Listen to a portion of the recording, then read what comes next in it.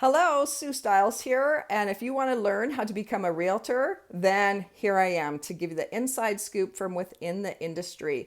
This is video number 4. So there's 3 before on my playlist, and I'm going through just very quick videos.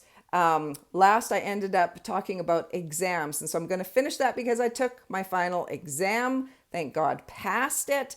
But I was talking about exam prep. I found some great exam prep. The Alberta Real Estate School. They have great mock tests, and at the end, they tell you what you got right and what you got wrong, the reasons for it, and then they have just tons of questions and answers you can flip through. It was fantastic, steal of a deal, highly recommend. I found the exam and the content really interesting in that there's not a ton on purchase contracts and sale contracts and listing contracts. And maybe this is hard to teach with content, but for the primary stuff that realtors are doing, not a lot of education on it. So at the end of this series, I have a list of about 10 things you actually are going to want to learn and know about so that you can run and grow your business. I was glad I wrote some content on aquifers because you never know if these little technical details might come up. Confined aquifers, that was good for me to know. And I wanted to say, listen, I've been in the industry for 20 years, from administrative assistant to vice president of RELO. I've helped edit the courses, I've been knee deep in it. And I only passed with an 80 and an 85%. So if someone like me can't get a higher mark, really, I had much higher expectations for myself. Don't beat yourself up if you think you should have got a higher mark. Just make sure you get over 70% so that then you can go and really start learning what you want to learn so that you can grow your business. So the next thing after passing your exams, hey, I've been interviewing brokerages really for about 4, 5, 6 weeks, all the way along. I've talked to 8 of them. And so when you're going to look for brokerages, I'm going to give you 2 pieces of advice because I don't have time to say everything about it. But listen, I have been a manager of training at a brokerage and sat in meetings with new agents. And I can tell you that most brokers, like 99%, are wonderful, charismatic, charming people, natural people.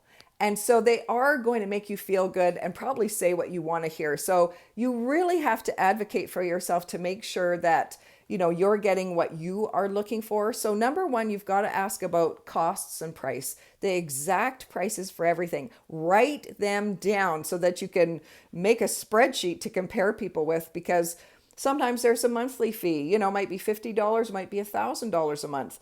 Then there might be a commission split, maybe to pay the monthly fee, but maybe just 2 or 3% on top of that. Maybe the commission split caps at a certain level and then you don't pay it anymore. But maybe then you start paying transaction fees. If you join a big brokerage, there will also be some franchise fees. So there are all kinds of fees that you need to write down and make sure that really you spreadsheet out so that you're clear about them. And then number 2, when you are down to your favorite 2 or 3 brokerage choices, I will recommend look them up. Look up their website. Look up and see if they're good on social media.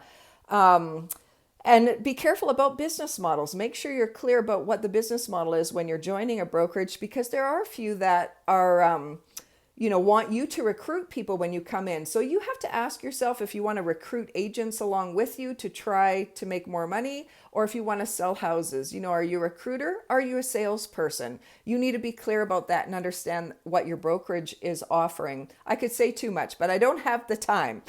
So look up their website online and see how they present their agents. I found some websites that have beautiful pictures of their agents, contact information, click here for their website. And then I also found brokerages that didn't even have a personal local website, just used, their franchise website and didn't have their agents on there. And then I found websites where the agents, some of them were warped, some of them were high, some of them were blurry, some of them didn't have pictures. So that tells a story of who's going to be representing you. So be careful of that.